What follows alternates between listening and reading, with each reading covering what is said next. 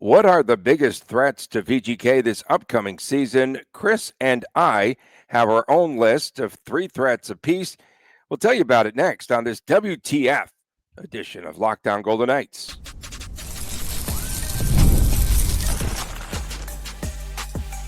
Your Locked On Golden Knights, your daily podcast on the Vegas Golden Knights, part of the Locked On Podcast Network. Your team every day.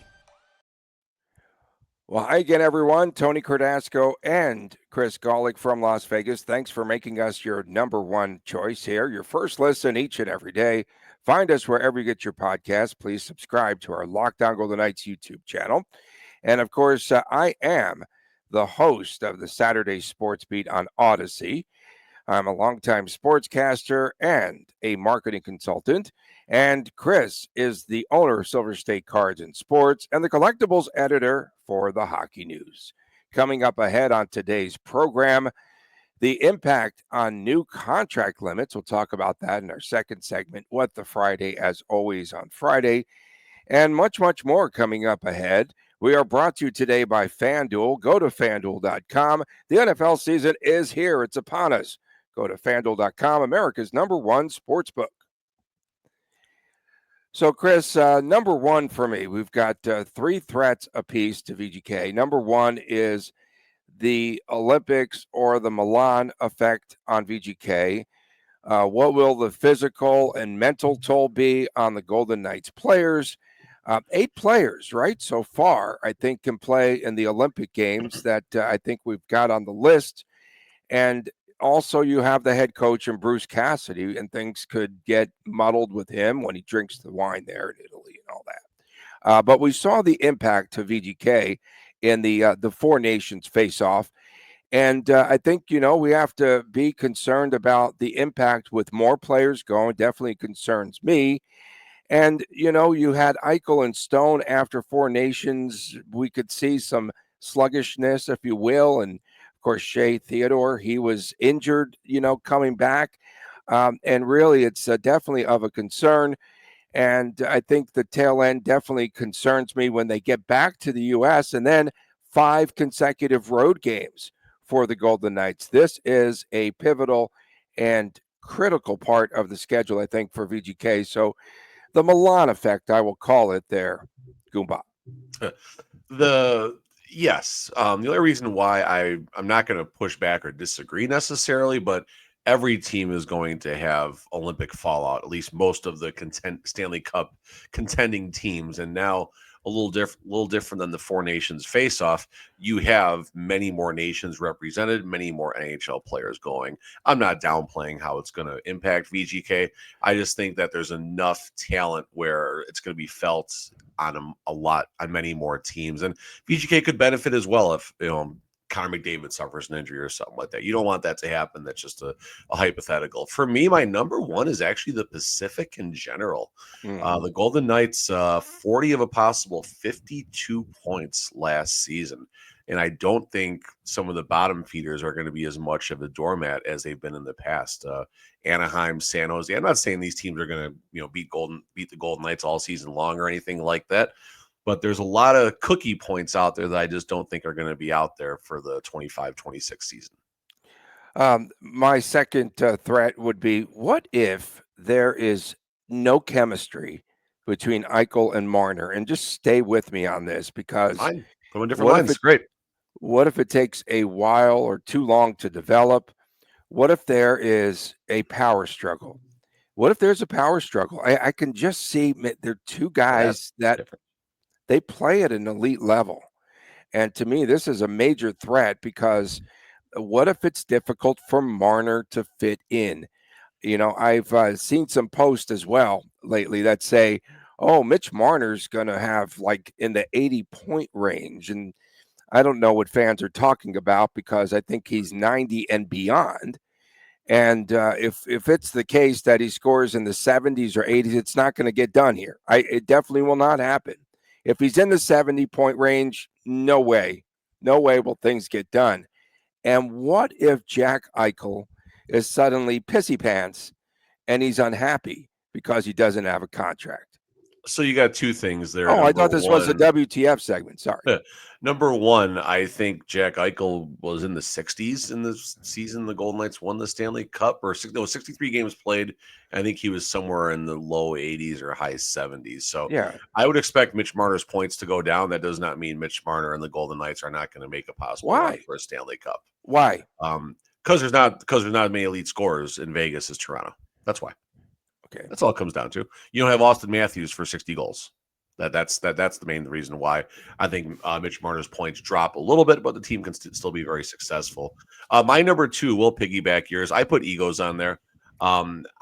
Mitch Marner's played, I guess, behind Austin Matthews to a degree. He's also used to a big market, a much bigger market than Vegas and Toronto. Much more media pressure, much more fan pressure, much more pressure. Now, the pressure in Vegas is going to be there. I've hit on this a few times. The Golden Knights do have a winning culture that he must be a part of. But I will piggyback and put egos on there. We don't know how Jack and Mitch are going to react with one another. We think they're both going to be fine. I'm pretty sure they're going to be fine. Eichel has certainly come into his own, grown up professionally. We've seen this in front of us. Mitch Marner seems like he's saying all the right things. Pretty good interview yesterday talking about some things. But just like you said, what if? What if? So egos is my number two. So you have that on there too. That's a concern then. Yeah. It is a concern. It's a concern. Absolutely. Okay. My number three threat is just about specifically Aiden Hill. So you and I were going back and forth last night on a variety of topics. Well, mostly I was talking to myself. I just texted myself I was working. and overslept. Yeah. WTF. I don't care right now about, let's just take the number two goaltender out of the equation. I'm pointing towards some edge stats that I was looking at last night. And here's one of 50 starts. In 25 of those starts, Hill recorded a save percentage of 900 or better. So in half of his starts, and he has to have, I believe, more games where he's plus or over the 900 mark. Do you consider 50% over 900, some percentage, whatever, good? It's fair. It's down the middle. It's a little bit below the NHL average, but I think he himself has to be better. And then when you look at high danger opportunities for the opposition, Hill saved 240 of 299 high danger chances, gave up 59 goals, and that's an 80% save percentage. So a couple of things have to happen. Defense has to shore up in front of him, and he's got to save pucks on those high danger opportunities. I think he has to be better, especially there right in front of him at the net. Aiden Hill needs to make his layups, and if he steals a few games every now and then, he's fine. And that's who Aiden Hill is. We've seen Aiden Hill at an elite level for short pockets of time, mainly, of course, when the Vegas Golden Knights won a Stanley Cup. He put up the second best save percentage in the history of Stanley Cup goaltenders, Stanley Cup playoff goaltenders since they started measuring that stat. So we've seen the ability, we've seen a great version of Aiden Hill. Was that a product of the system in front of him?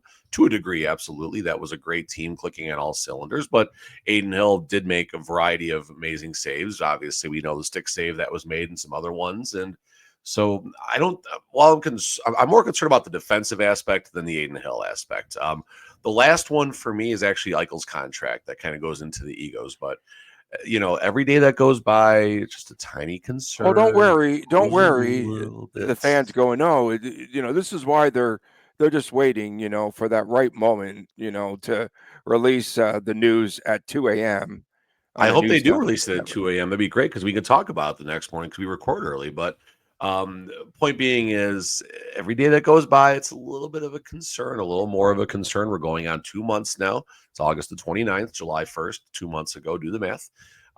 If a few days into training camp, after a couple of preseason games, if there's no contract, now you got to wonder what's going on. Coming up next on today's show, we'll have the impact on new contract limits. Many of us never understood why terms are typically around 8 years for vets. Yes, you want to lock down players, but you also have some certain benefits now by shortening those terms next on Locked On Golden Knights. The NFL season is in the air. It's almost here, and FanDuel is making sure that you are ready for kickoff with a can't-miss offer. That's right. And right now, new customers can bet just $5, and if that bet wins, you'll receive $300. $300 in bonus bets to use across the app. It is so much fun. Chris and I definitely are player prop guys. We definitely enjoy that. Of course, you could also build the same game parlays or even jump in on live action as it unfolds. And it definitely makes every game more exciting, whether you're watching your team or just keeping an eye on your fantasy lineup. So much fun. And so, hey, are you ready to play? Download the FanDuel app today, and you can visit FanDuel.com, and you can get started. That's FanDuel.com. And once again, if you place a $5 bet, if that bet wins, you get $300 in bonus bets. FanDuel is America's #1 sportsbook. Back on this Friday edition of Locked On Golden Knights from Las Vegas, Tony Cardasco and Chris Golick. We appreciate you making us your first listen. Monday is an alleged holiday, but we will be back with Monarch Monday. Monarch Monday and some interesting news coming out of Canada yesterday, and we'll address that on Monday's show. So, among the changes, Chris, for the new CBA is a reduction in contract length for NHL free agents. So free agents currently can sign for a maximum of 7 years, while players that re-sign with the team can get an 8-year contract. It's advantageous, I think, for VGK to, again, I think it was most advantageous, I should say, to sign and trade for Mitch Marner because he gets the full 8, right? That's how they play that, and that's why perhaps it took a little while. But the new CBA shortens each of those 7 years for re-signing, 6 years for free agents that sign with the new team. And Bill Daly said that players, again, are not going to be worth what the contract pays off in the out years, in the latter years. And we've seen this here, and specifically when you talk about it, and most notably lately, the Alex Pietrangelo case, where he spends the final 2 years on LTIR. E-runs and maybe condos and some of my other Chicago friends might understand this reference. They need term limits. The Hillside Strangler on Interstate 290 in Chicago. Jeez. So hear me out here. Terrible traffic delays going into the city coming in from the west. And so the geniuses who do construction in Chicago said, we're going to add 2 lanes, like a little express lane for about 1.5 miles going through Hillside. And that's going to fix everything. Well, no, all they did is they moved the backup about, 5 minutes closer, and it still takes the same amount of time to get into the city. So I kind of feel like the same thing is happening here with the new contract limits. I lost you, but that's good. The same thing is happening here with the new contract limits. So instead of someone being able to sign for 8 years, let's say 10 million AAV, 80 million all day, they're going to get that 80 million across 6 or 7 years, and it's just going to up their average AAV, which is going to have the same exact effect as far as a deterring investment, a lower investment. I'm trying to think of a better word there, lesser investments as the contract gets going, because now instead of it being 10 million AAV, it's now 11.7 or whatever that math works out, 11.3 million. So I don't know how much this changes at the end of the day. Long story short, I think they just moved the bottleneck a little bit, like they did in Hillside, Illinois, about 35 years ago. Okay. There you go. I thought this was a true crime segment. You called it the Hillside Strangler. I wanted to keep going real fast before people got nervous. Yeah, you got us nervous here. 8 years, again, those deals go very deep into the 30s for so many players. And this takes shape like next free agency period, I would imagine. No, I'm saying like the next free agent, we'll talk about him, but the next free agent period is when this will take effect with the new CBA. Does Jack Eichel maybe delay the process because he wants a shorter limit. But you get stuck with contracts. You can Let's have a face short it. limit now. It don't matter. I mean, you got William Carlson. He's going to be a Golden Knight through 27, 28. And who knows what those latter, if it's like this last season, who knows what those latter years are going to be like. Yeah, and that's the thing. I mean, I understand what the NHL is trying to do, and it makes sense to a degree. What they don't want, like they're actually trying to help teams for a quicker rebuild. Yeah, that's going to piss off even more fans than thinking about how good the Golden Knights got it right now, because you don't want players, the Marchessault situation, what the Golden Knights tried their best to avoid.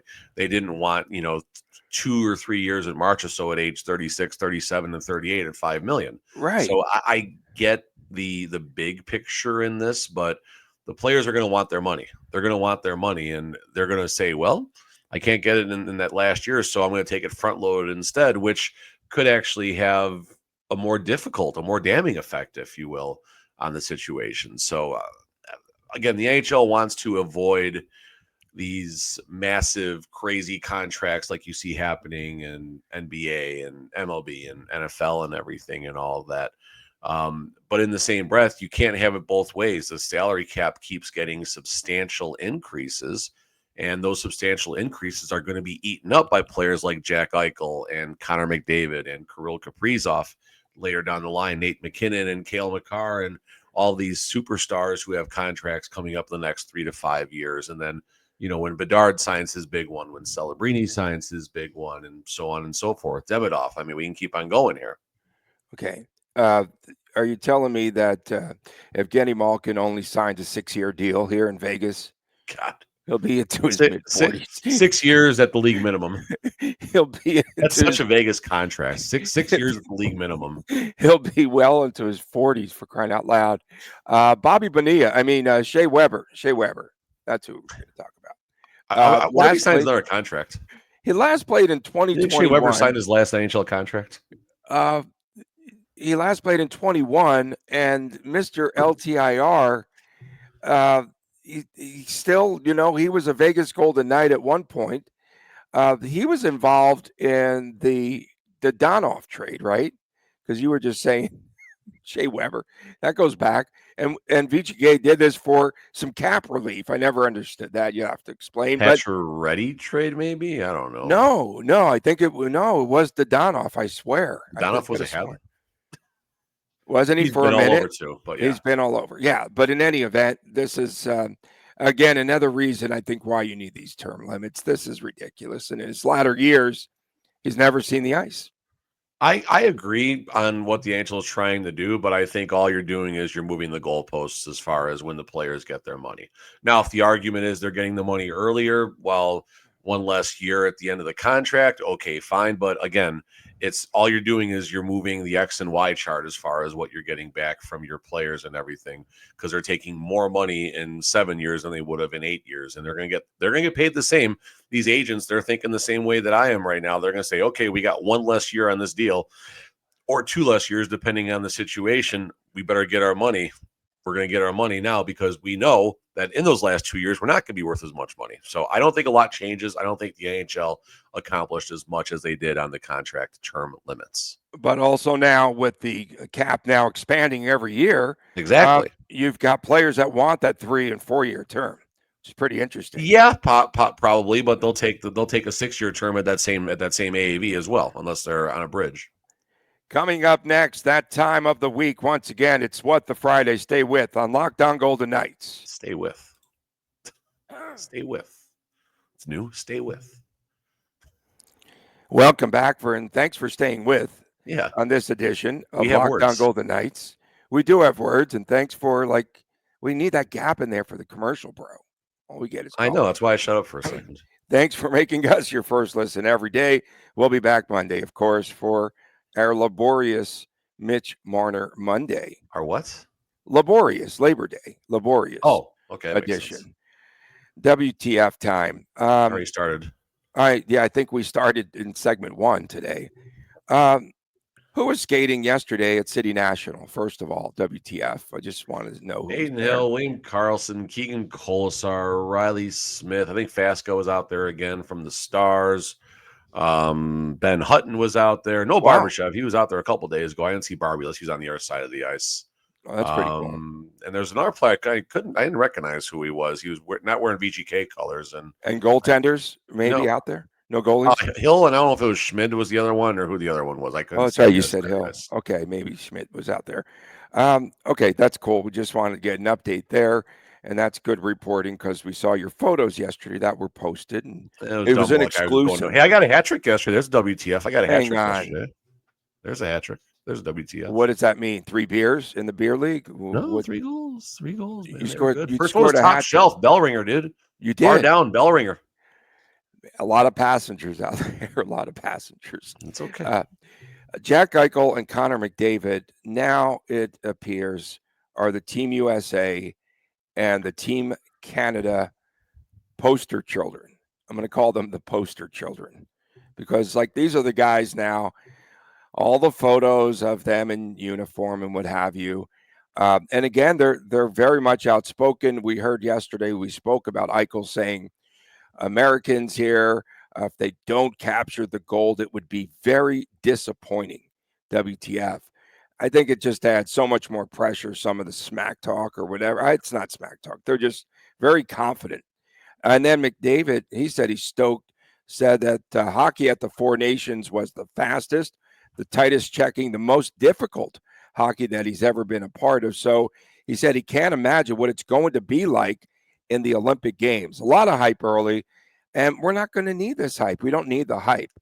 I'm just hoping that we're not overhyping ourselves here in Las Vegas again with all this Team Canada noise. There it is. I knew you were. No, on all the broadcasts, it was Team Canada, A. Like, okay, great. You're playing in the USA, WTF. 6:30, time for a Labatt, I think. So I'll start WTF. And it is, what's that? 3 for the hat trick.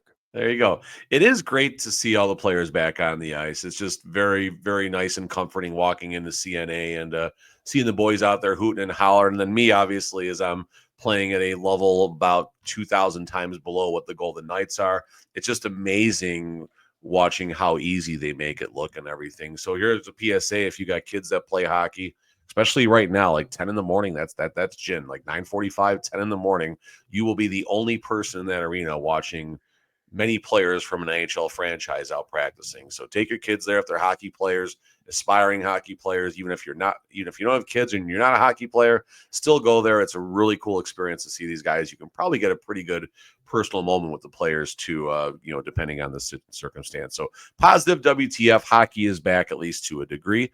And then I put a picture out there of Aiden Hill, and I forgot who originally did this, but they zoomed in on William Karlsson, and he's reacting. He's like, ooh, he's like, something happened. So I put a post out there with that picture. I said, caption this, wrong answers only. So we're going to read a few right now. Number one, blue team bad. Whenever he gets a chance to crap on Tony, he does. Carly finds out Tony is banned from CNA as well. So apparently he's banned from multiple places. From multiple places, yeah. Eric Rabber just said, yo, Tony, so that's cool. Talents, Mr. I don't know, whatever. Just found out Taylor and Travis are engaged. Who cares to that? That's and then a funny Husky, That's good. Noisy Cricket on this year's trade deadline fodder for sure. Nua, Marchessault is rumored to come back. Tommy Vegas, Marchie is back. Oh, never mind. It's Marner. And then Kelly McCrimmon's cap circumcision process. Finding out Mika Parsons just traded the Packers. Dynamite timing on that one. Larry DeLon, the moment Tony Cordasco told Wild Bill, I am your father. WTF. Ouch. That is a WTF. That one hurt. I mean, listen, if you were Carly's father, yes, you'd have a few bucks at least. I'm the fan club. I'd get some good grilling, right? He would be making burgers. T.A. Neiman, who's a great supporter. Carlson's face when he found out Tony Dasco started a fan club about number 71. That's good. WTF, the cringy Sharks. The cringy Sharks. I don't know if you saw this yesterday, but they're handing out bobblehead dolls of a sleepover. So you've got Will Smith and Macklin Celebrini at a sleepover, and they're both sleeping in separate beds. I posted, look at Tony Dasco. And and then you have, you can add another piece, and that's Tyler Toffoli sleeping in a bed. This is so cringy to me. And then I had to do some I gotta research. get past all your car chases. Hold on. So Down, yeah, you'd have to get. I had a good one last night, but they lost the car. Toffoli, you could even get the sleepover cot for Tyler Toffoli. So what happened was, and this is actually true. This is factual, that Will Smith and Macklin Celebrini, like after games every night, they do milk and cookies. I mean, these guys are so wholesome. So what happened was all three players, Smith, Toffoli, Celebrini, they all scored goals against Buffalo. And then Smith says, we're gonna have a sleepover. After a sleepover. It's the last thing that I would think of if we all scored goals. Like if you and I scored a hat trick apiece, I'm not sleeping. We're not doing a sleepover. I had a hat trick yesterday, and I went to work afterwards. Right. But why would they? This is so cringy. It's beyond words. I don't care. I don't need to know about the sleepover. They took photos and posted them, and now they turn that into a stinking bobblehead. It's got a story, though. I don't know. I mean, you're going to see worse things happen this year than this. I'm an adult. I want to sleep in my own stinking room. I don't want to be sharing it with stinking Toffoli. Well, you always room with someone when you're in the NHL. I mean, that's how that goes. WTF. Perfect. Mic drop on that one. That's cringy. Cringy. Napkin drop. Okay. Do you have any other ones out there? You don't. There's no other. We're good. I got the whole Carlson thread. That was plenty. That was my quota. Wow, you went through that fast. I was just thinking here, you're out there at City National, and I really would like to see you, Chris. I think it would be good for all the fans as well if you did the beer league guy, like they shot those videos last year. You need to be the beer league guy that plays against one of the Golden Knights. Why wouldn't you? Best case scenario, they let me out there with Colasar. He would freaking drill me. No, why wouldn't you go? You know what? I think you should go against you versus Aiden Hill. If you're going to go top shelf, you might beat him. Let's go. They should have you out there. WTF? You should be in that beer league video. Talk about that was kind of cringy. No, I think it's cringier than the bobblehead. We appreciate everyone tuning in. It is the Friday, of course. It's exclusively here. Appreciate all of our everydayers tuning in from everywhere around the globe. Don't forget, we will be back on Monday. We work holidays for not just time and a half. No, it's a half. We just work for a half. For my man, Chris Golick, I am Tony Cardasco. No, there's no time. For my man, Chris Golick, I'm Tony Cardasco from Las Vegas. We'll see you Monday on Locked On Golden Knights. Please take care.